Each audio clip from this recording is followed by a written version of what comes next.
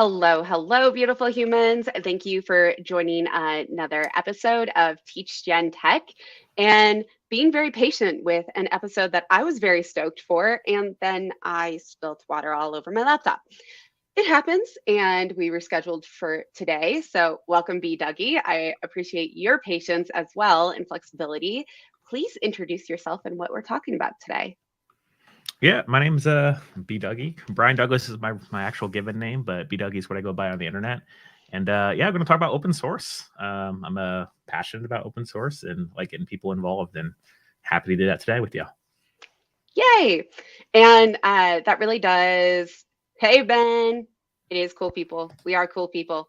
That brings up a great question. And as I've talked about in these shows before, but also like when I've like watched your streams of open source is like a thing.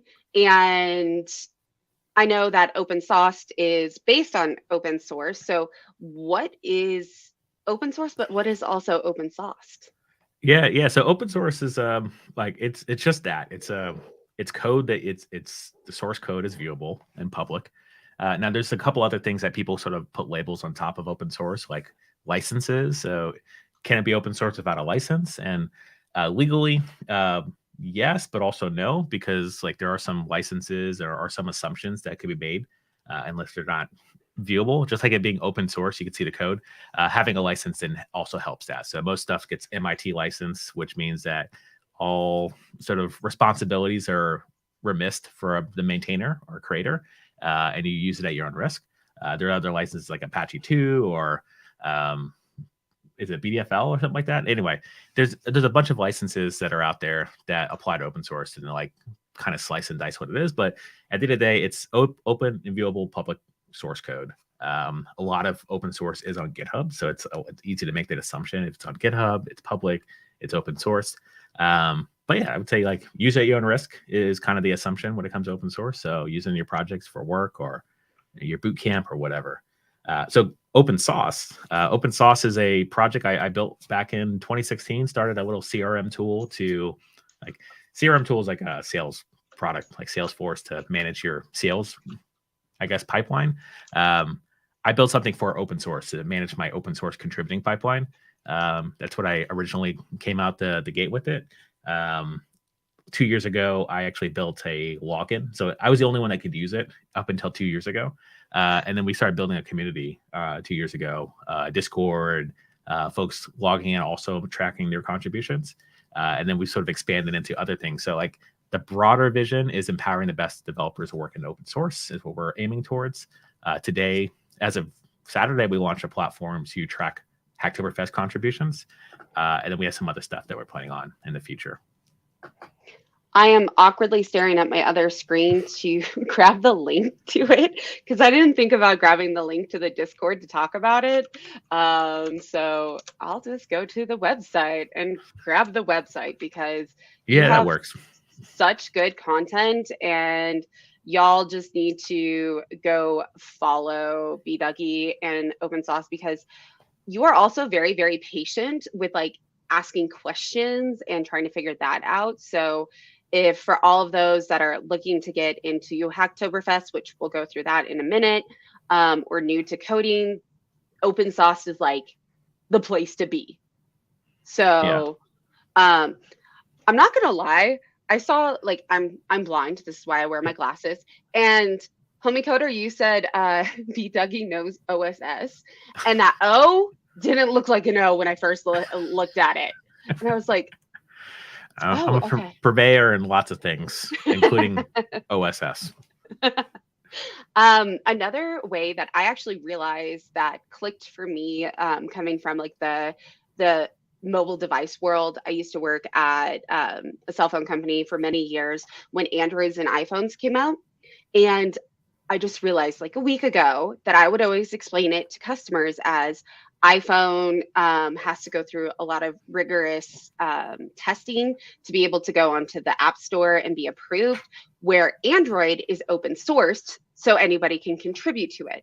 And I was like, wait, I used to say that like 7 years ago, and I had no idea that it's same. Same thing. It's just a talking point. Yeah. So it's open source software. So when you say it, people will say open sourced, and when you type it, it's OSS.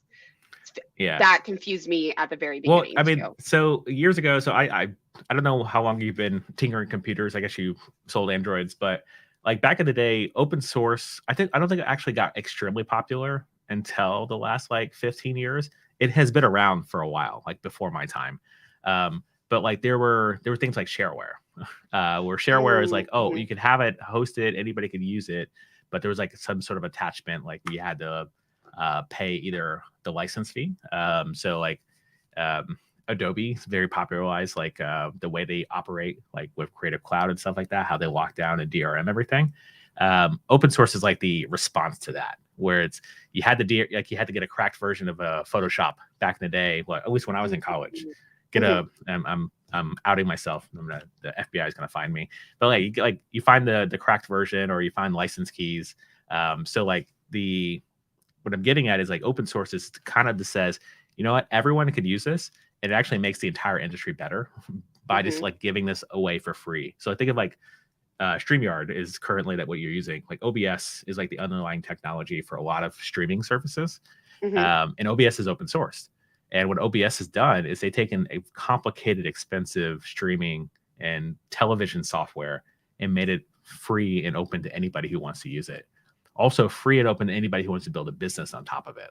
So like we're actually StreamYard, but what's the other one? The other one Bing? is Theo. I'm like Theo and Bing. That's where I go.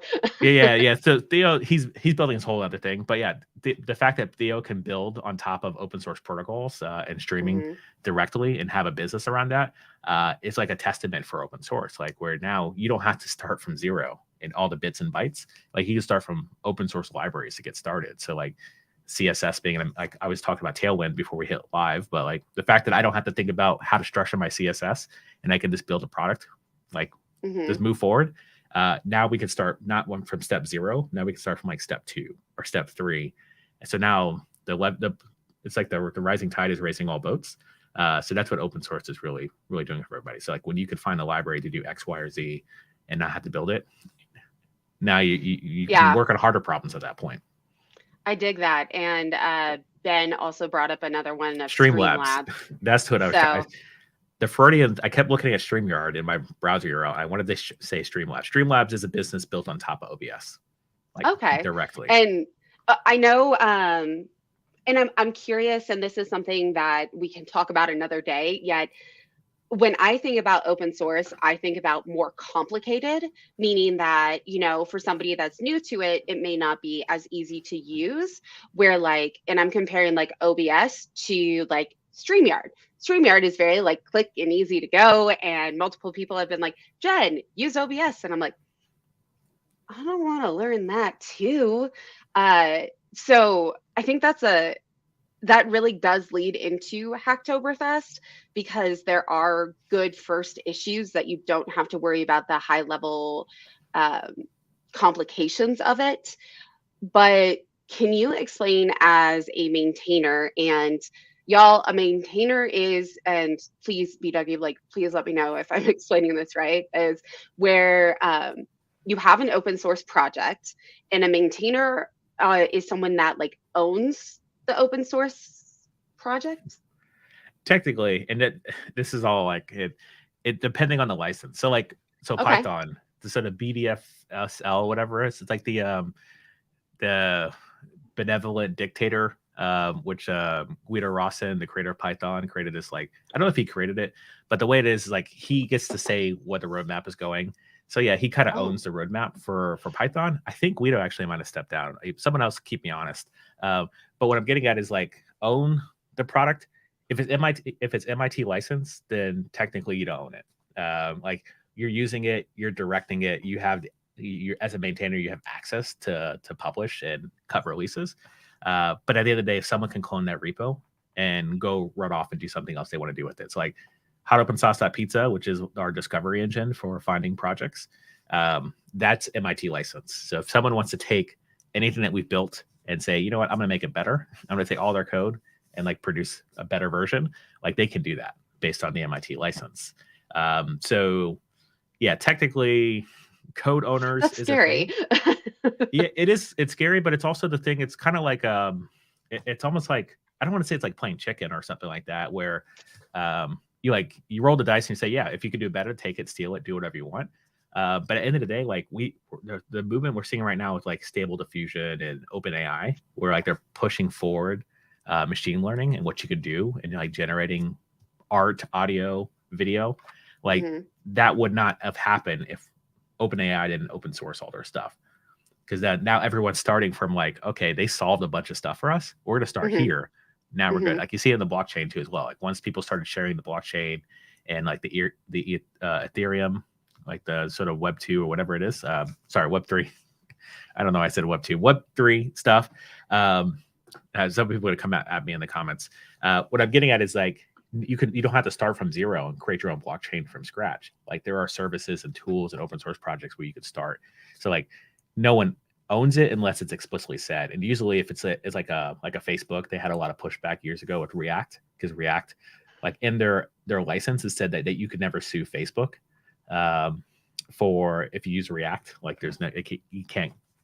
Yeah, but it was pretty expansive that it sounded like if you use React, you can't sue Facebook for anything. So Facebook was like coerced and forced to change their license to be a little more explicit, to like can't sue them for React problems. Interesting. And yeah, that is like a whole rabbit hole we can go down with licensing. Like I think that would actually be really great. Put that on my to-do list of videos to create. Now, with Hacktoberfest, and Hacktoberfest started 2 days ago. And how would you explain Hacktoberfest, and what do you look for as a maintainer? Yeah, so Hacktoberfest it's a month-long hackathon. It's like the biggest open source hackathon in the world on the internet, and the focus is for mainly first-time early contributors, early devs to make contributions to open source. So like that's the encouragement, that's the sort of focus. Now everyone's got their own story around Hacktoberfest, whether it's good or bad for them. But for Hacktoberfest, what they did a couple years ago is they opted in. Like, so your repo needs to opt in to be part of Hacktoberfest. If somebody creates four PRs in the month of October to an opted in repo that's been accepted. So please don't do spam, but try to do quality contributions. Then you get a t-shirt, or you get a choice to plant a tree. So that is Hacktoberfest as a whole. It's really just around encouraging people to be aware and to do open source. And I forgot your second question. Oh, what are maintainers looking for? Yeah. Or I would say specifically you, because you have OpenSauced, and that is quite the project. And people, like, how do people find the projects, get involved, and like what do you look for somebody to submit a PR to get approved?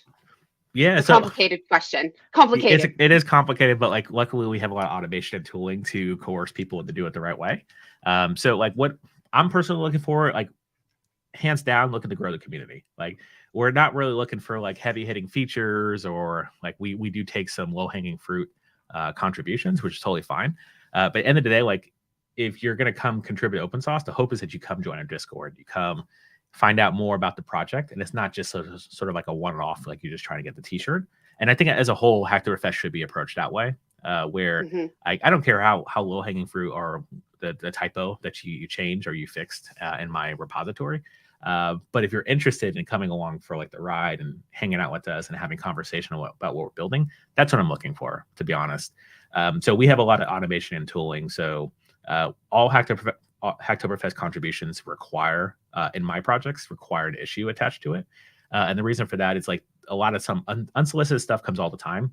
As much as I want to convert everything into TypeScript, which we already did that last year, to be honest. But like there's some other like TypeScript conversions, I think back in 2018 was like the popular, like people would just try to convert one file to TypeScript, which doesn't work. But anyway, what I'm getting at is like, I'll take your ideas. I just respect, or I'd like the respect of you opening up an issue first and us having a discussion on whether this is needed in the project. And I think overall, most maintainers would like that as well. So open up the issue, be diligent about like what you're actually proposing and what is actually a bug, and then wait for a response.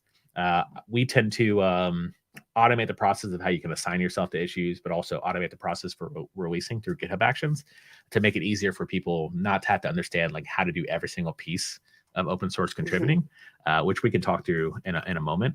Yeah, so for that reason, we try to keep it easy and approachable, because at the end of the day, like, we had some of my contributors actually have been around for a while, came through Hacktoberfest and have stayed consistent with us, and like we'll participate in conversation about the future of what we're trying to build. That brings up a question for myself of so in many streams I've talked about Anthony, and he's like my big brother. He's AJC web dev because he's like really like hard on me to get stuff done and figure it out, yet one of my biggest supporters, which I so appreciate him. Yet he said that he actually got into a lot of those stuff because he found OpenSauced.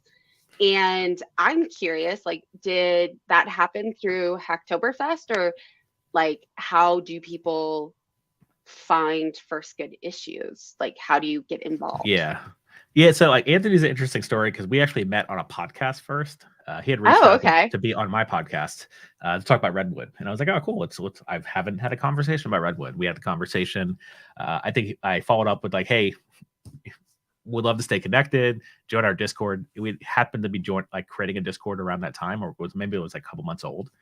So he joined, and as our Discord was growing, he was a part of it, and started this sort of coercing him, asking him questions, getting feedback. And like he hasn't been like a huge like code contributor, but as far as like a awareness contributor, conversation starter, like he's like very excitable, and I think he's in quite a few different Discords. Like highly recommend. So like for finding good first issues repos, like we've been trying to solve that problem with OpenSauced. So originally I created the tool, which is app.open-sauce.pizza. Like that's the original tool. I created that about 5 years ago, 2016, 6.5 years ago. I don't know. Time's off. Wow. But what I'm getting at is like I created that for myself. It was really for me to track repos, and that's what it did. And then up in the upper right, I don't know if you could share this on your screen, but I had the idea to like recommend good first repos for people to contribute to. So if you, this is a hot repo. Yeah. So if you go to open-sauce.pizza, the actual URL. We're just there. There we go. Yeah, and if you put the word app in front of it, app.open-sauce.pizza. I just recently took this down.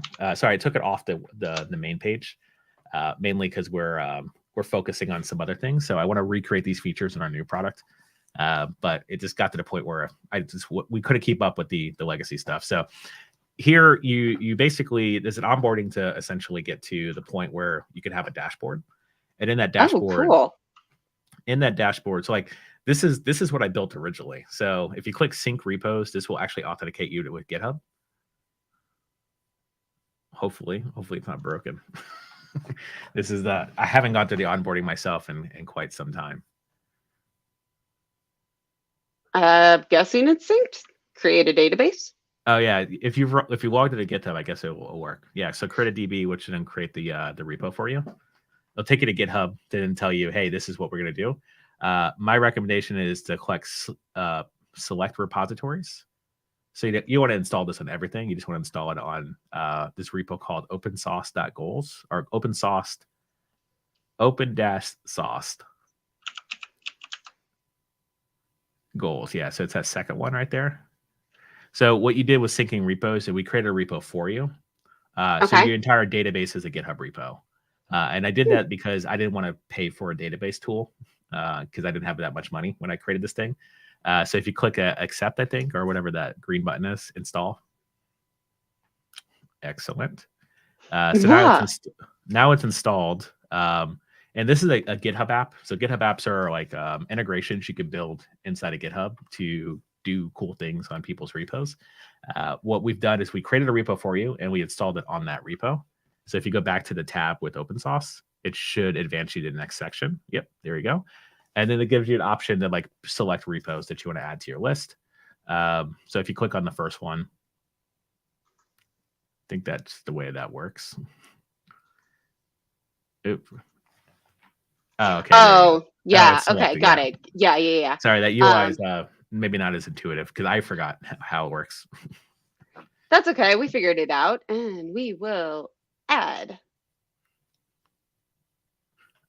I think. Yeah, so the way Sync this in works is progress. the way this works is you add any repo you want. So if you wanted to add Tailwind or Gatsby or Next.js, you can add it in that list, and then you start tracking the repos. So if you click on the list there, I guess if you click on OpenSauced in the list, it'll take you to the page that will then tell you more of like good first issues. It'll give you insights on, well, not much insights here. Anyway, I don't know why we're in this rabbit hole. Basically, this is the old product. We're moving away from this, but as I was building this, I wanted to create a recommendation engine to recommend projects for you to click on. So like we hard code 3 repos for you to choose from. But the goal really is like we want to discover where open source is happening, which is why we created open-sauce.pizza. So open-sauce was just going to be a feature on this platform, and it turned to its own app essentially. Because as we were building it, it was like, oh, this is cool. We should do this. We should do that. And it just didn't make sense to inject it here. It also gave us an opportunity to create a new application, which is a React app built on Vite. That is now the sort of all of our open source happens around open-sauce.pizza at the moment. Few questions. So, first off, I do need to say this on the Discord. There are pizza pics that you can post. And I just remembered that I took pictures of pizza to post there and I forgot to. So I'm going to have to post some pictures of pizza. Also, and I think this would matter to each open sourced, projects and for who it is. But what languages do people need to know to be able to contribute to OpenSauced? Yeah, that's a good question. Yeah, so at the moment we are primarily JavaScript. Also, we TypeScript is the other language. Yeah, so the majority of the stuff we're doing right now is TypeScript. So we kind of like we've moved into the TypeScript land. I think it's like a pretty popular move at the moment for most folks. But yeah, JavaScript's a 100% necessity to contribute to open source in particular. This keyboard does not work, and it double clicks everything. Find out more about TypeScript. I can type script. I'm posting the video that we did with Josh last week on Josh Goldberg on Foundations of TypeScript, and he's actually going to be a regular on the show of working through his book. So definitely something cool that I think would really help anyone trying to learn TypeScript, because it is really cool and can be really complicated to learn at the same time. So, all right. We've got here, this is like the old area. And now if we wanted to go, they would go to here to like find out more, like on their GitHub. Yeah, if we just go here. What in particular are they looking to find out? Finding projects in particular? Are good first issues? Yeah, so we do have good first issues. We don't have a sort of centralized database for all good first issues. And mainly because, we could talk about our good first issues specifically for open source. But also there are some other cool tools like goodfirstissues.dev. There's also a Twitter account, which is Good First Issues Bot. If you're looking to source issues or make contributions random places. Also going to shout out our Discord has a Good First Issue channel as well, which is, I believe it's still called Catch Up. All right. I am slowly getting these linked in to our chat. So Good First Issues. We do have a Good First Issue channel.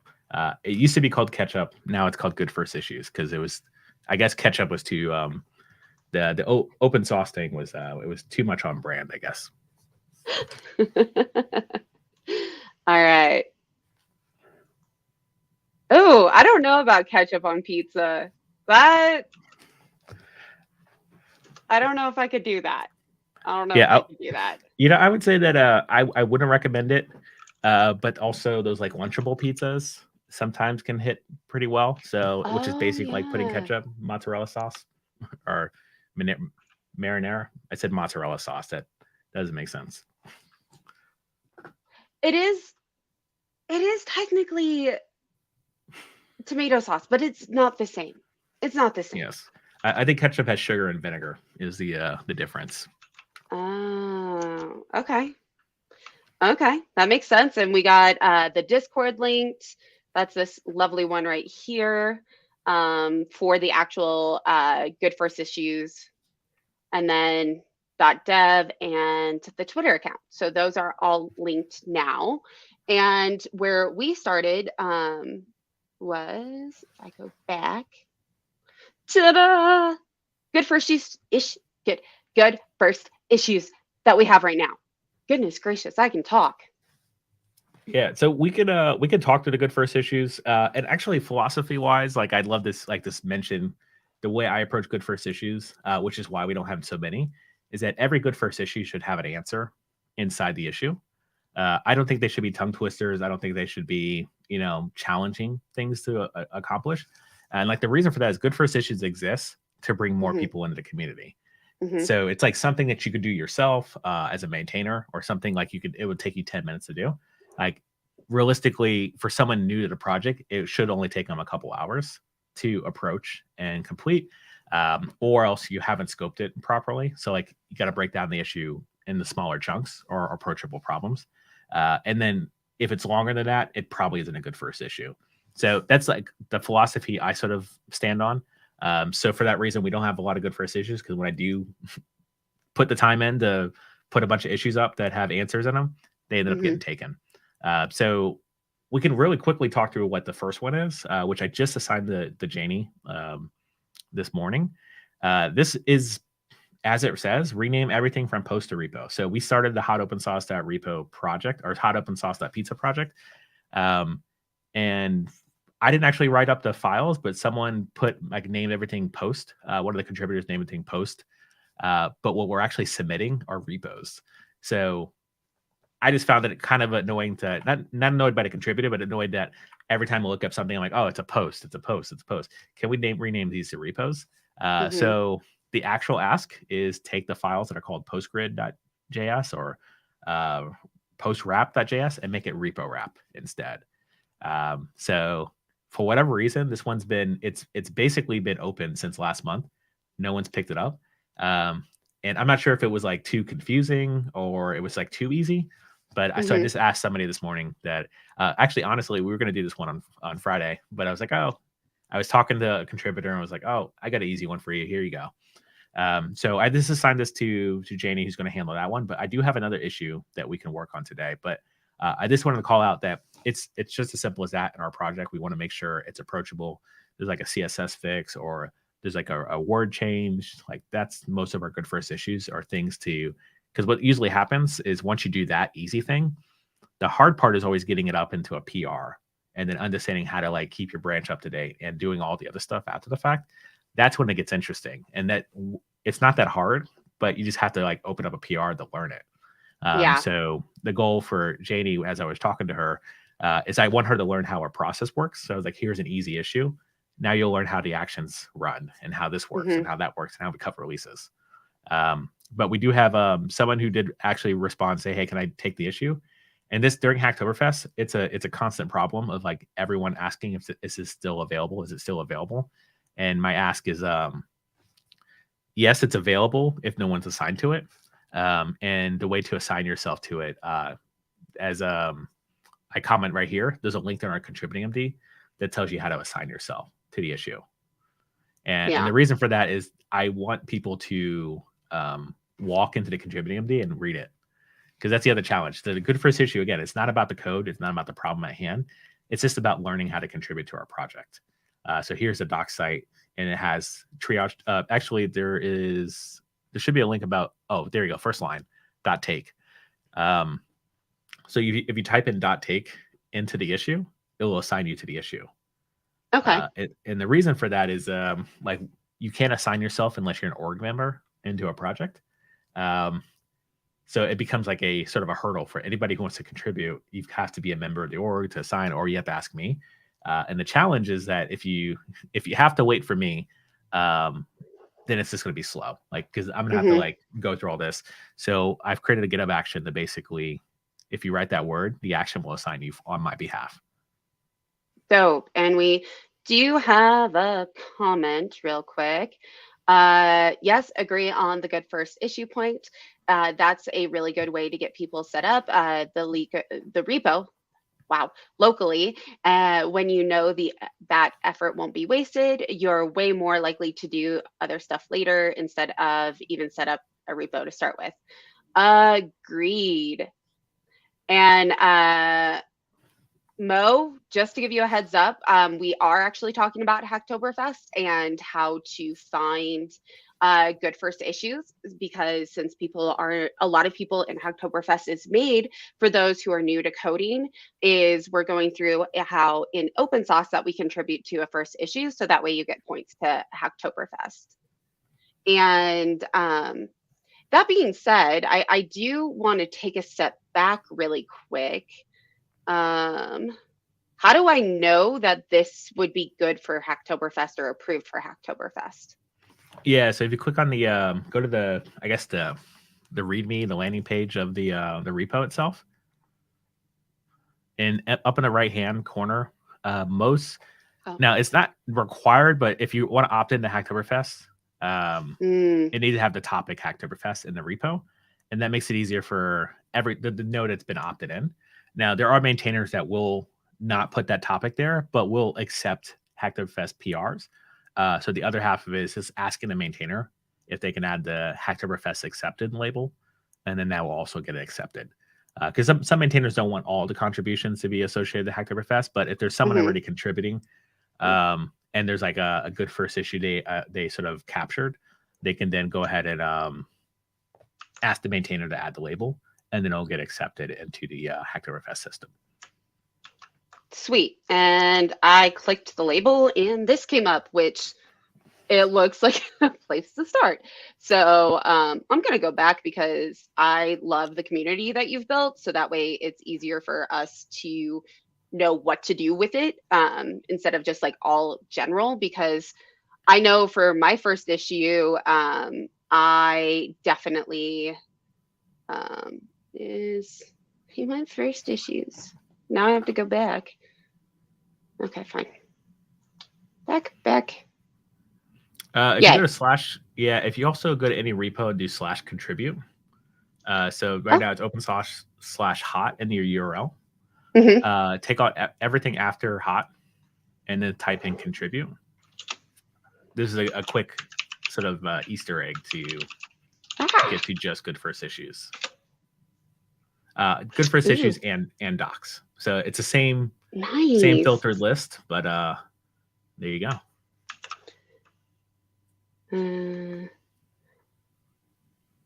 Right, private repos. I wouldn't think so. Private repos are not a part of Hacktoberfest. Yeah, Hacktoberfest is focused on open source, and by default, if your project is private, it's not open source. So it negates even the reason for having a contribution submitted. Also, if it's private, it probably doesn't want people alerting what their contributions are in the code. That is true. And what up, Anthony? We were talking about you earlier and you weren't here. All right, so we talked about, so I'm going to go to the feature tailwinds and... Yeah, so this is the issue that we had where we had a contribution, quite a few contributions, and we found that we were introducing anti-patterns.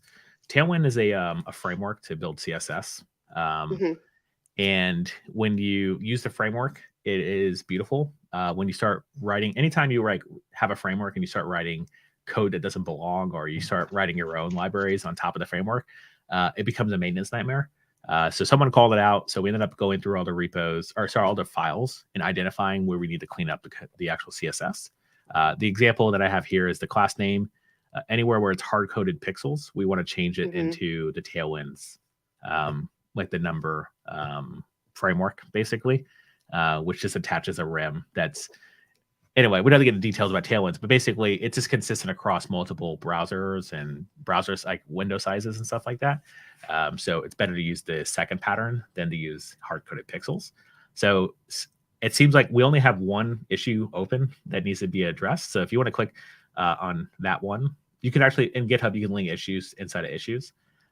So what we had previously was a tracking issue. And then the tracking issue has the last one that's ready to get accomplished.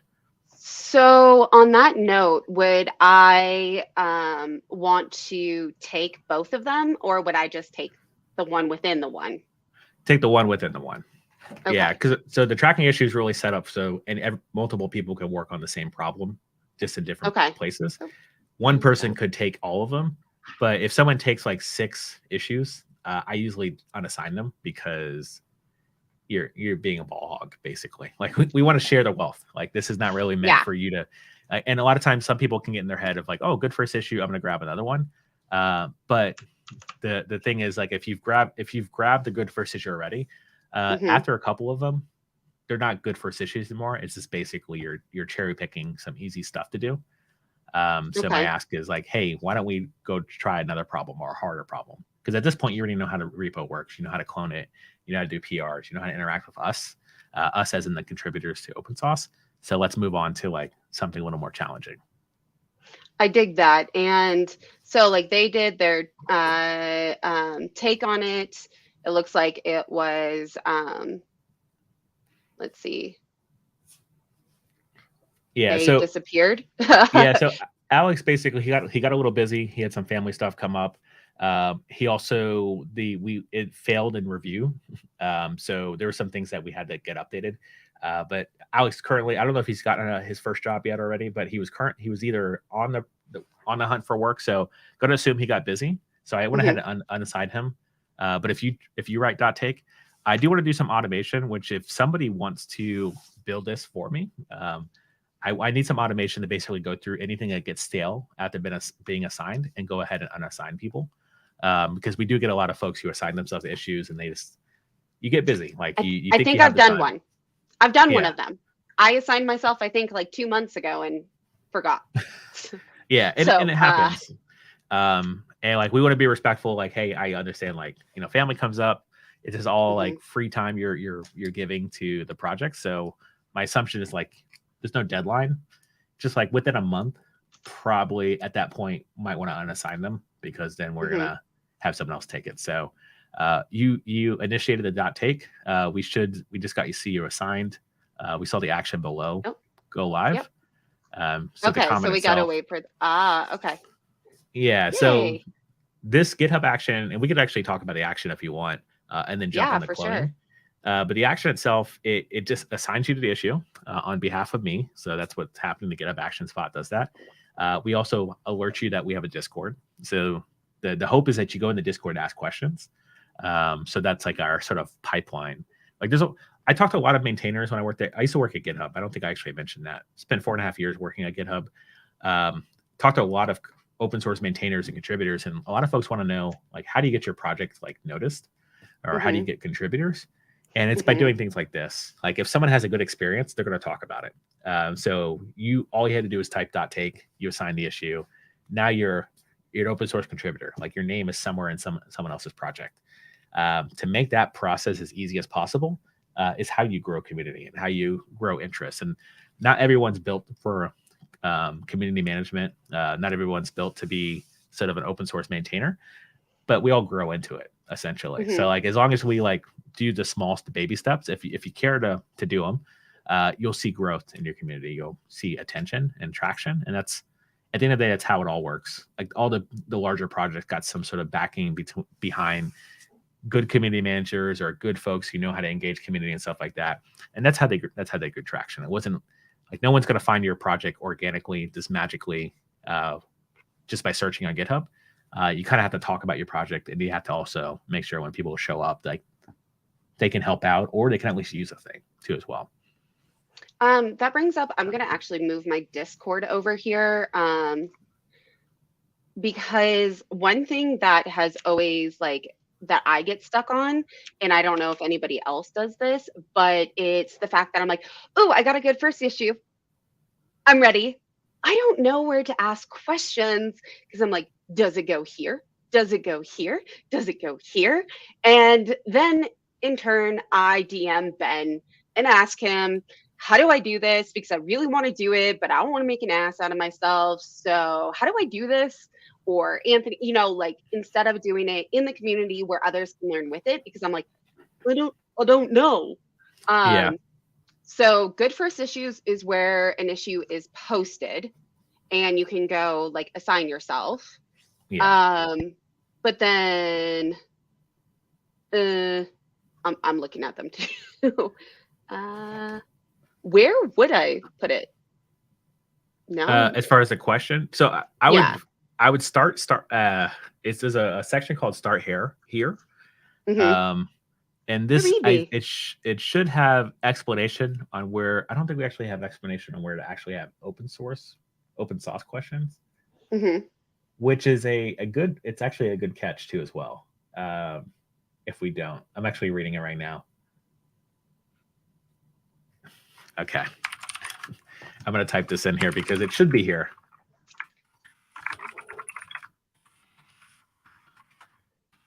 Here we go. Now, everyone who comes here after now will know that's where I ask open sauce questions, which would be that channel. Yeah, and this channel is just for everyone to. So Takonomi, he's had a couple contributions. If you have specific questions on your approach, or if you need reviews, or if you had a review requested, or so you had changes requested and it's ready for review, this is the place to go to. So yeah, this channel is in particular specifically for I want to contribute to open sauce, or I'm a contributor to open sauce. This is where we hang out. Everyone who's just here for just having conversation or hanging out, we have a hanging out channel. We have a free stuff channel. We have the pizza picks channel, jobs channel. So like all that stuff is for those specific reasons. But if you specifically want questions answered, like that's the place. Sweet. Thank you for that, because any community that I join, I'm really, really bad at commenting or being a part of them because I'm like, I'm overwhelmed. There's so many options. Yeah. So thank you for adding that in there. And all right.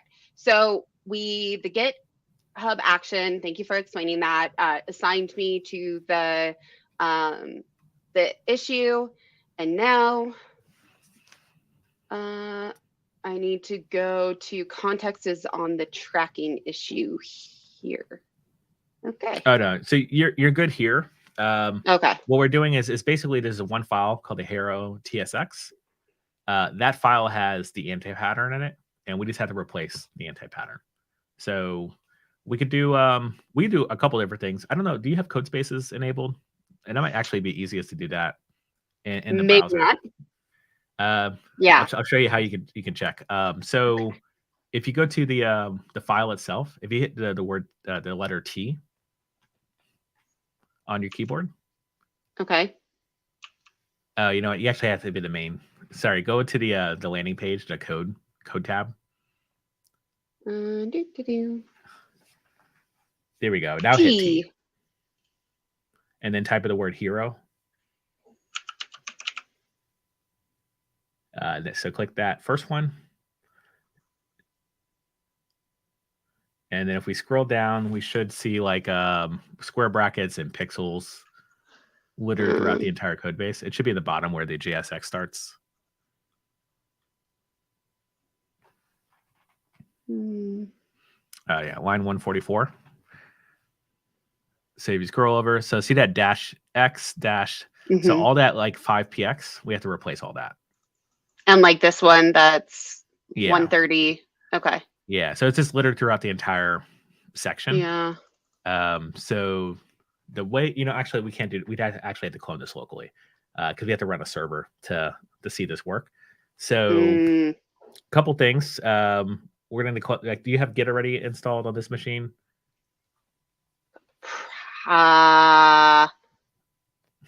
Solid question. I say that because this is not my computer. Yeah, so you have VS Code, so we'll probably we do this in VS Code. Okay. So that will get you half of the way there.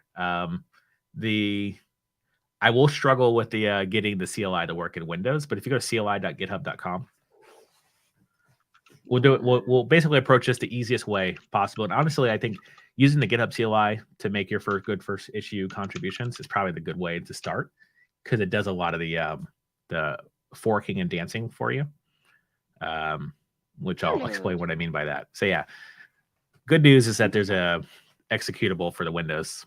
It looks like you have now an installer to install. So yeah, the GitHub CLI, it's a tool built by GitHub to interact with GitHub. So most people are familiar with the Git command line interface, where you can like git add or git commit or git push. The GitHub CLI basically adds more interactions. So you type in like gh clone or gh fetch, like you can grab data from GitHub directly. Okay. I am staring at it on my other screen, waiting for it. Oh, yes, I do. There we go. Finish. Okay. And it's installed. So I just want to see if there's something we need to do for Yeah, you shouldn't have to. Yeah, if you just do gh auth login, you might have to open a new terminal. I'm not sure how it works on Windows. But yeah. This keyboard is going to drive me insane. You have to close the command prompt and open it up again. Okay. Because I think the way it should load everything that's been installed. Me and like trying to use a Windows computer is difficult. Okay. GH, what was it again? GH auth AUTH. Oh, you gotta log in after. Yeah, so this is basically connecting you to GitHub from your command line. So gh auth login. Cool. GitHub.com is the one you want. Just hit enter. And you want to click SSH as well. And there's a reason for that. And you want to say yes. You don't have to put anything here. Just hit enter. And hit enter again. And I'll explain to you what you're doing too as well. So log in with a web browser. So basically, normally to set up SSH is a little more complicated than we could do on stream, because I'll mess you up and you'll mess it up. But with the GitHub CLI, it will actually give you access to your GitHub account directly to your command prompt. So when you clone, you don't have to type in your password, because now you're basically saying, I trust this. Hopefully you trust the machine you're on, but you're basically telling GitHub, I trust this machine enough that I'm going to add a SSH key, which is a secure shell protocol, to basically go back and forth between github.com and your Windows computer. And I'm creating a new one. Maybe. Creating a new one? SSH key, because I don't currently have any. Oh, yeah. Well, you should be able to do it from the command line. Oh, okay. Yeah, so the CLI will do it all for you. So just hit login with browser. Just hit enter. Okay.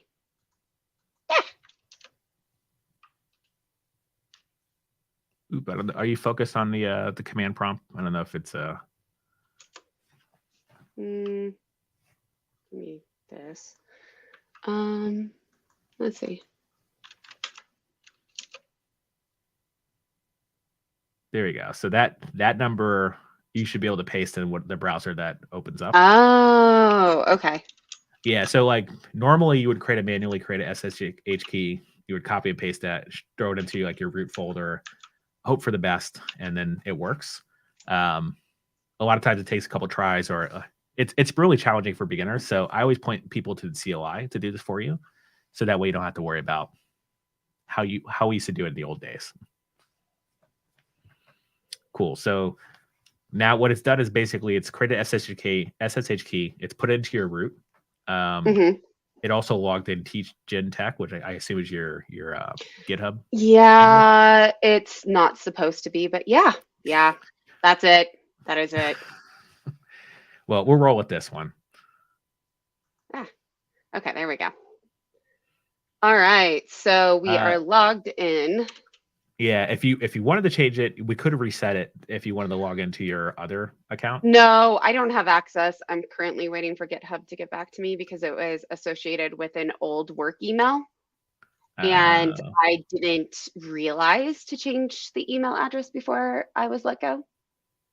So I'm asking them for access, being like, please, can I please have my username back? That's all I want. I don't want the content. I just want the username, please. But we'll see. All right, so I am in here now, so I can. Yeah, so here's the nice little, because now you have everything connected to GitHub. You're now you're a wizard, Harry. Basically, sorry, bad joke. It's out of date. If you go back to your homepage for the hot repo, we want to clone it. You're a wizard. You want to clone the repo by just going to the code tab. Okay, let me make this bit bigger again. All right. You said code tab? Yeah, because we want to get the green button on the right that says code. Oh, so I need to do this entire thing and. Well, the beauty is that you can click on the CLI and then copy that, and then that should clone it locally. And what's the good part about doing it this way for folks listening at home is that it also sets up your remote. So you could also, oh, you know what? To be honest, we should fork it first.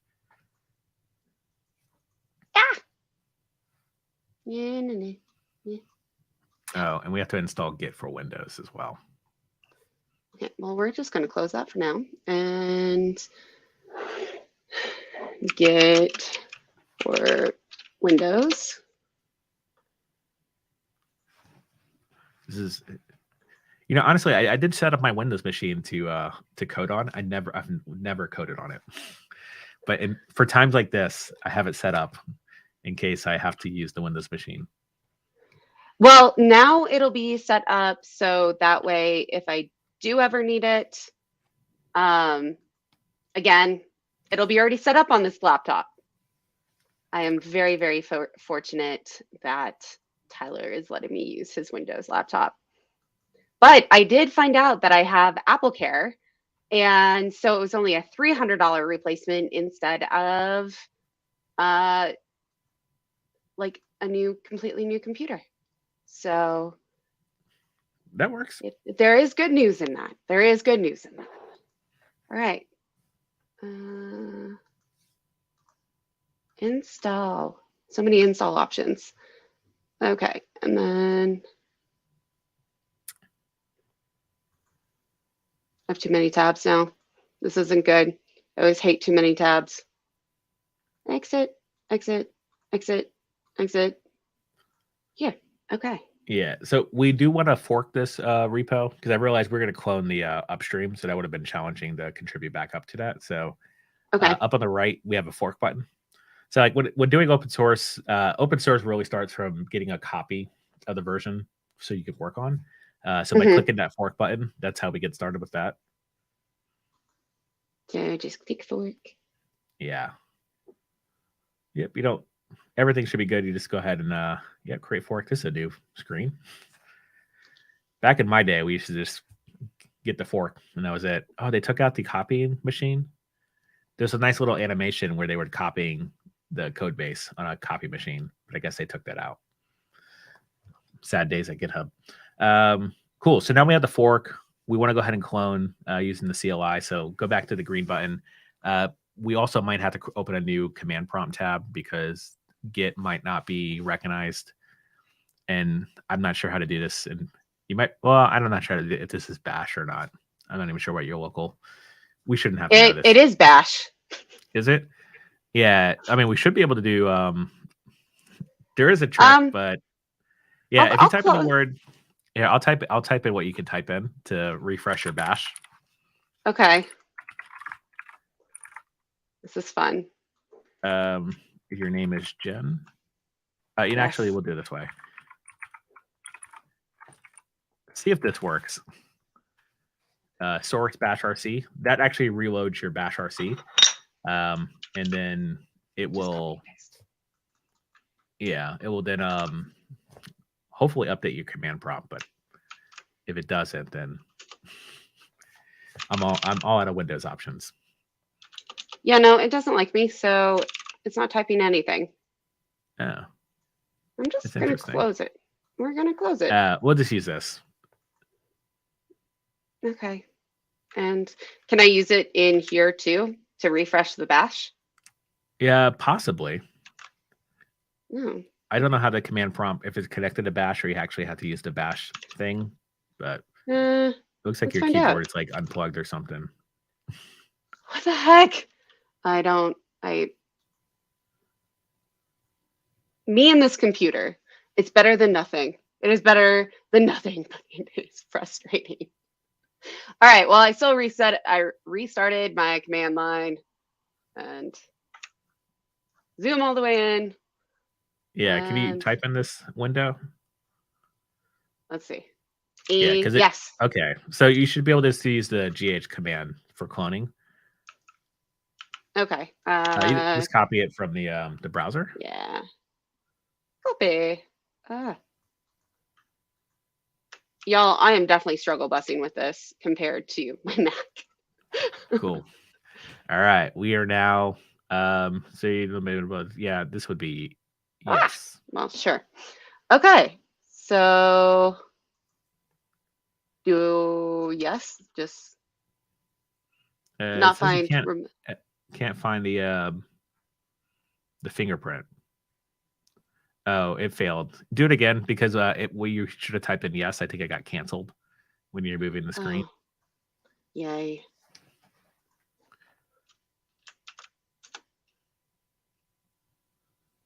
Yeah, so type in yes here. There we go. That just basically says, yay. GitHub trusts this computer forever now. Yay. Cool. So now we have the repo. So we should be able to, it should be able to change directory into the hot repo. Okay, so CD. Yeah, CD hot. No. So the keyboard also, the T doesn't work. It either double types it. This has been interesting to say the least. Okay, cool. So I am in the repo. Yep. So this is where all the work happens now. So we should always start with a new branch because like you'll get to the point where you're like, oh, I'm going to fix the thing, and I'm still in the main branch. It's not looked frowned upon, at least in the open source community, if you contribute from your main branch. But it's always nice to have separate branches because if you don't contribute from a separate branch, then you have to like nuke the entire repo, start over, and you shouldn't have to do that. So if you do git checkout -b.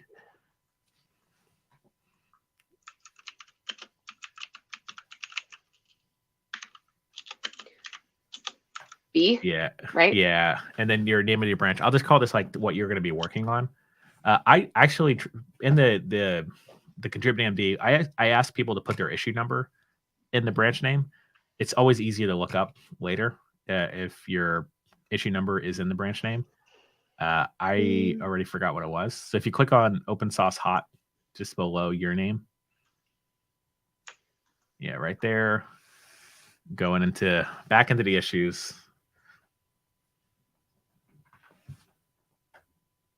Mm-hmm.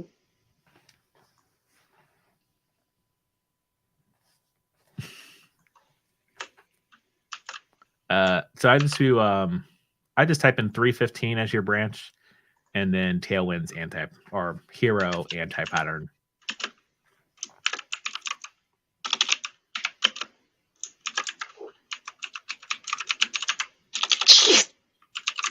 Okay. Enter.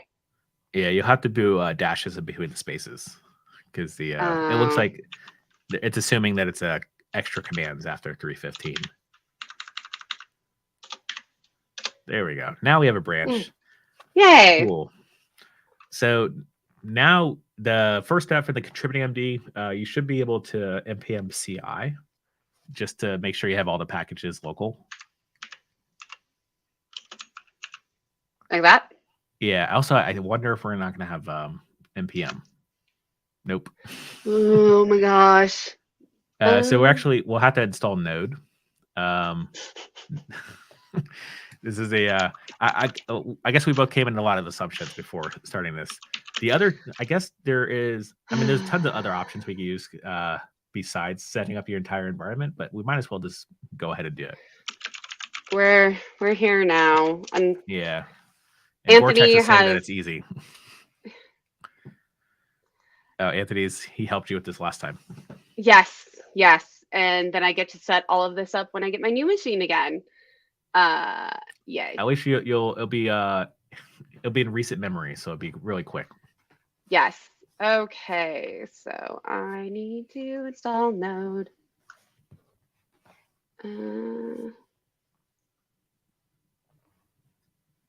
This, in case anybody, I just Googled it. But I don't think I Googled right. Yeah, you can just go to nodejs.org and download it from there. Smarter, much smarter than what I was doing. Okay, download that one.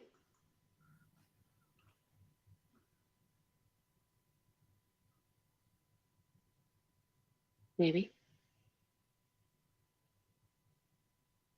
What up, Vortex? And yeah, this is we are really showing someone how to like really get started with all of this, like step by step. They're questioning why you're not using 18. 18 is the latest one. Oh.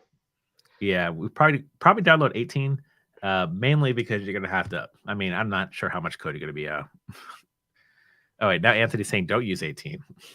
He always tells me not to use the current one because it's going to be buggier while I'm learning. Okay.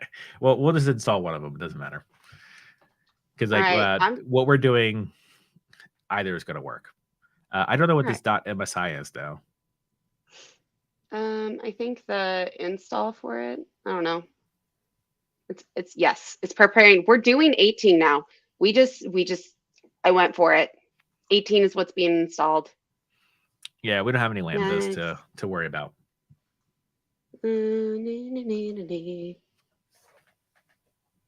Yes, install.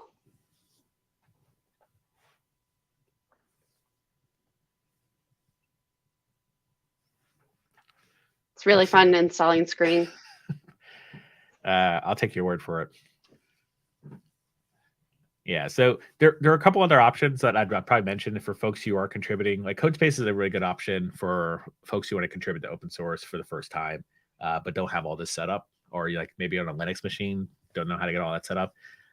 Code Sandbox is another good option. It's kind of like a watered down version, gives you an environment to run the shell locally. For what we're doing, Code Sandbox would be like more than enough. Stack Blitz is another one. Replit is another one as well. Those are tools that will give you an environment with Git, Node, everything installed right away. And you just sort of get on your way to start changing the code up.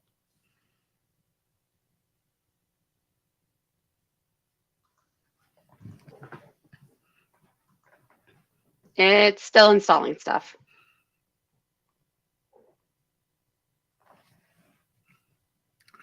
Yeah, it's gonna take some time. While this is working, can we pipe over to the Insights product that we could talk about finding open source projects? Yeah. Was that the... Yeah, so if you go to OpenSauced.pizza.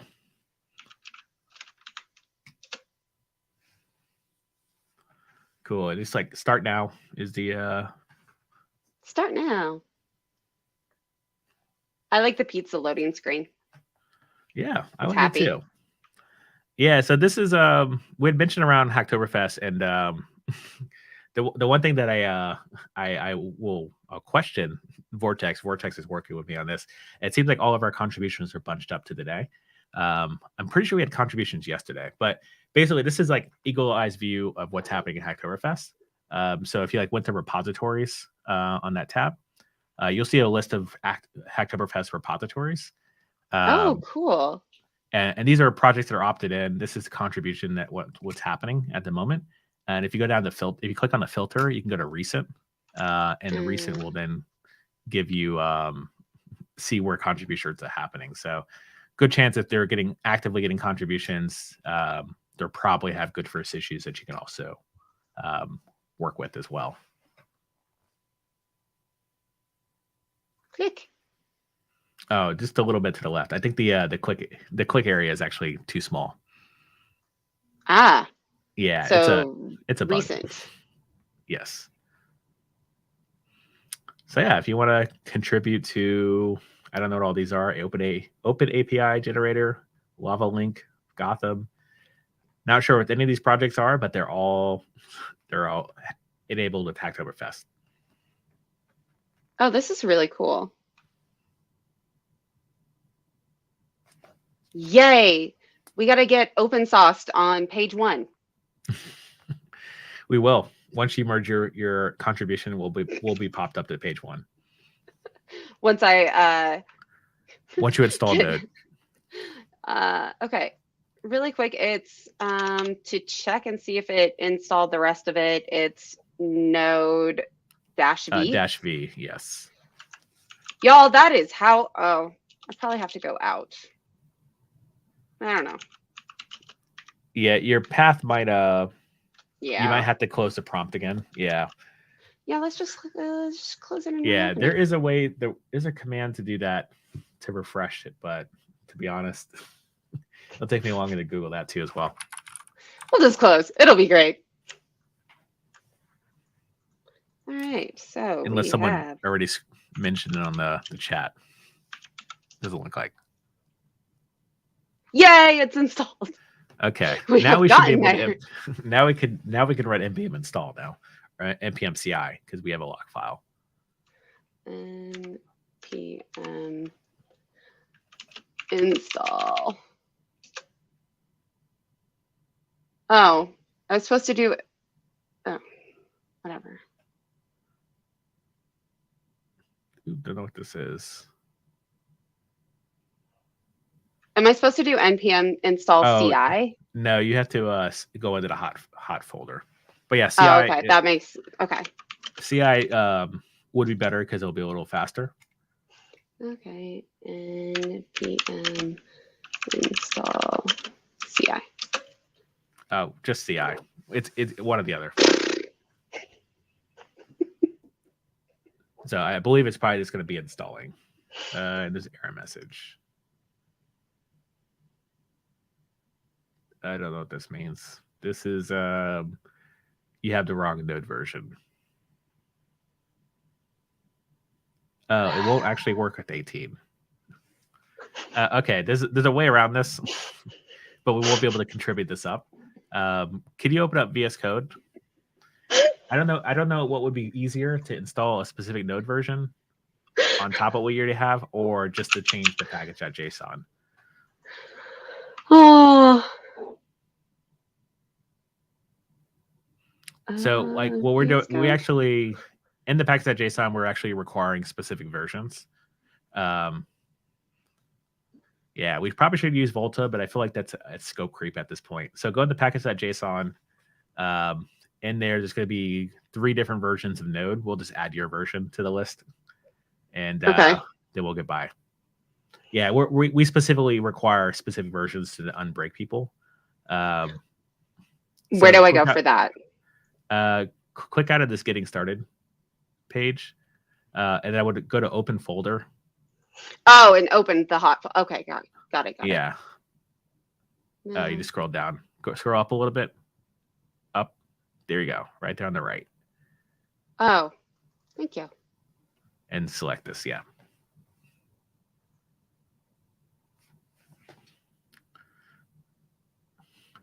Always trust.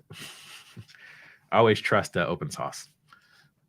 All right, and then we need to go down to your package.json. And then on the bottom, you have these engines. So line 22, we could change that to 18. Is it 18.0.0? I honestly don't know, but it should tell you right there on the bottom. If you scroll all the way down, 18.10. It's in the error message.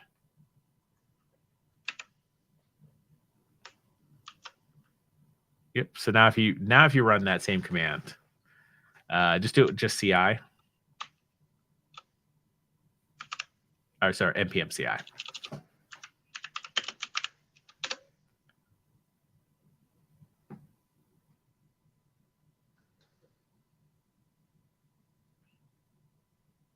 Nope.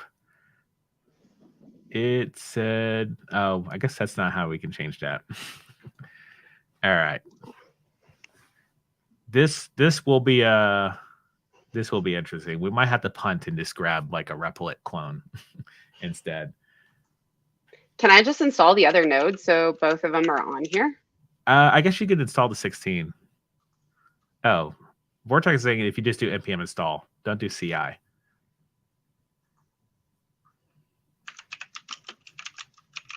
I guess that makes sense. Okay.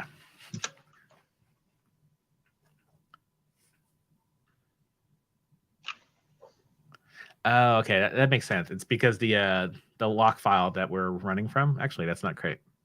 That is not what it is. Sorry, I'm like explaining it. Oh, and in the shrink wrap. Okay, so we have to edit it in the file above the package.json. You have to change that version as well. Mm-hmm.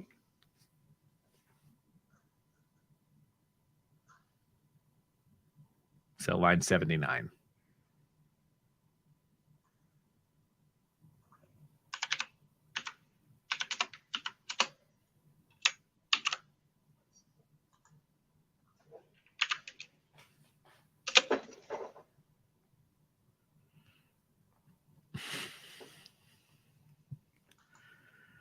All right. We can comment out the pre-install script. So if you look for the word pre-install,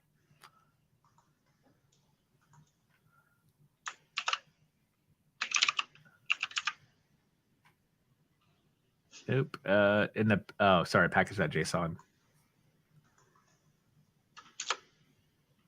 There we go. Just comment that line. If you do command /, yeah, there we go. You're good. Perfect. Yeah.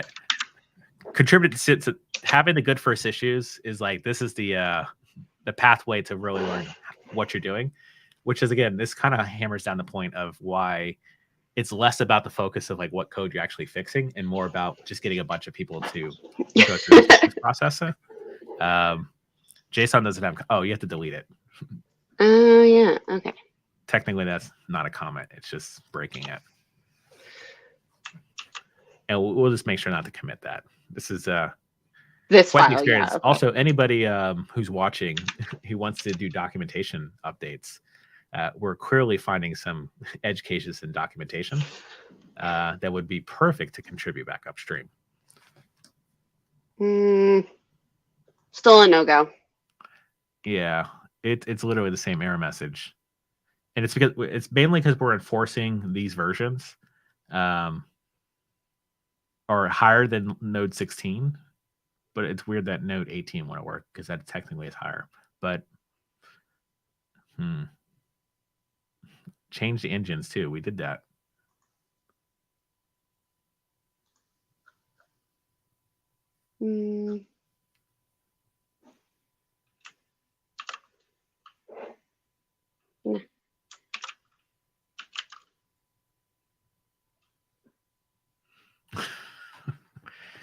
Bugs on bugs. All right. We could just delete all the engine, all the references to engines. So just delete this one? Yeah. Yeah, you want that 729, line 729. Oh, yeah, we're in the wrong. Sorry, undo this one. We should do this in the package.json. The shrink wrap itself, this is the lock file that comes out of the install. Yeah, you want line 24 as well, or line 22. All right. Moment of truth.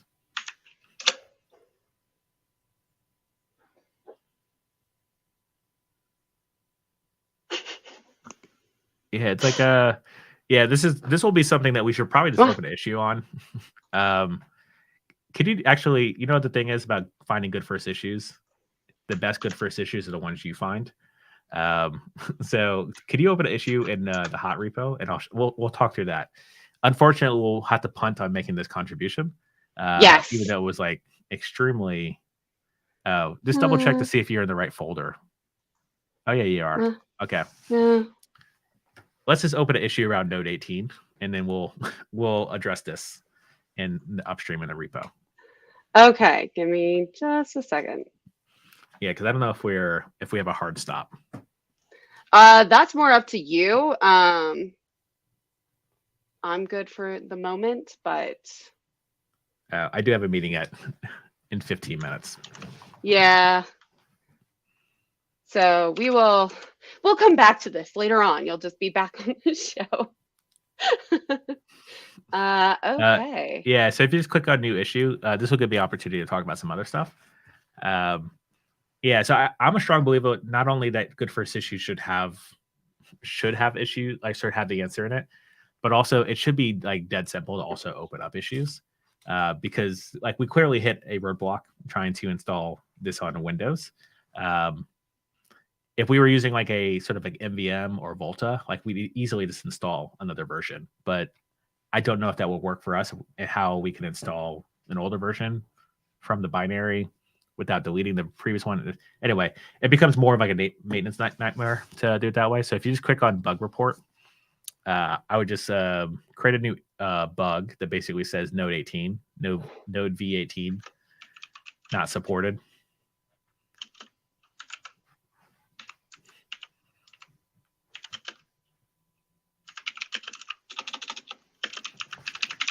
And I'm curious, have you seen the issue forms before? No. This is something that I think these were pretty easy, but it's something that I do want to comment on when we do fix the bug and the check mark is like it's in Markdown. So I was totally doing it wrong last time. So I'm like, I was planning on mentioning this one. This one seems pretty easy. When trying to clone and create branch on Windows machine.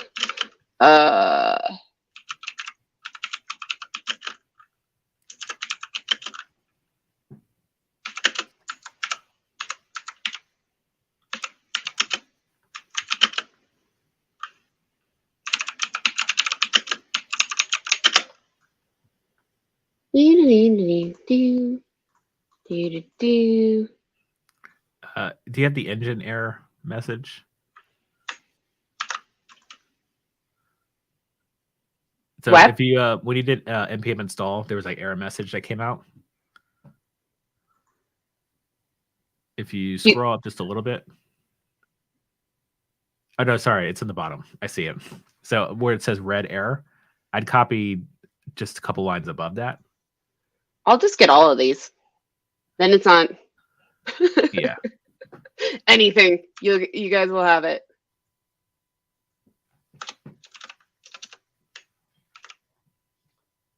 Yay.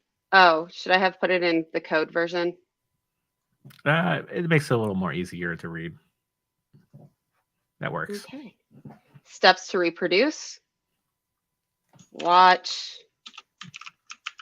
the stream. DOD of stream. Affected services. Hot. Yeah, that works. Hello, Chan. I'm breaking stuff. It's fun. Browsers. Chrome. New environment. Yeah, technically we can just leave this blank because this is more of like a contributing bug than an actual bug in the UI. I agree. Submit. There we go. Yay! That was fun. Yeah, so And the beauty of open source is even if we fail, we win by opening up issues. all right. All right. So we have created issue number 350. This is exciting. Yeah, we had a good run.